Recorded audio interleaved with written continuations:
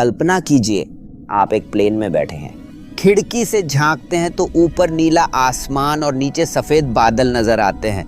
सब कुछ शांति से चल रहा है, आप आराम से बैठे हैं और तभी एक झटके में सब कुछ अंधेरा हो जाता है। Plane crash. डरावना लगता है ना, लेकिन सच्चाई ये है प्लेन क्रैश बहुत ही रेयर होते हैं। अब सवाल ये उठता है कि प्लेन क्रैश आखिर होता क्यों है। चलिए जानते हैं। पहला इंजन फेल होना, प्लेन का दिल होता है, उसका इंजन। लेकिन अगर कोई कहे कि इंजन फेल हुआ इसलिए प्लेन गिर गया, तो आप कह सकते हैं ऐसा होना बहुत मुश्किल है। क्यों?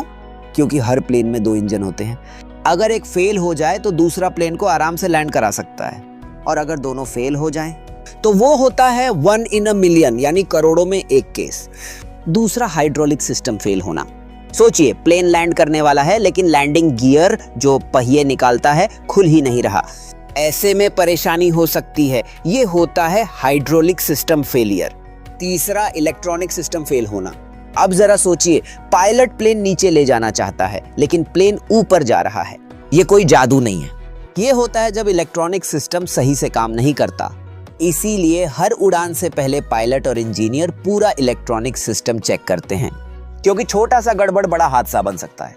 चौथा, स्ट्रक्चरल फेलियर। ये बहुत रेयर होता है, लेकिन मान लीजिए हवा में उड़ते हुए प्लेन के पंख में लगा कोई स्क्रू ढीला हो जाए या निकल जाए, और फिर एक एक करके बाकी पार्ट्स भी कमजोर पड़ने लगे, तो ये कहलाता है स्ट्रक्चरल फेलियर, यानी प्लेन की बनावट ही टूट जाए। अब सवाल ये है, क्या प्लेन में सफर करना सेफ है? हाँ बिल्कुल, प्लेन आज भी दुनिया का सबसे सुरक्षित ट्रांसपोर्ट है। लेकिन अगर कभी क्रैश होता है, जो कि बहुत ही कम होता है,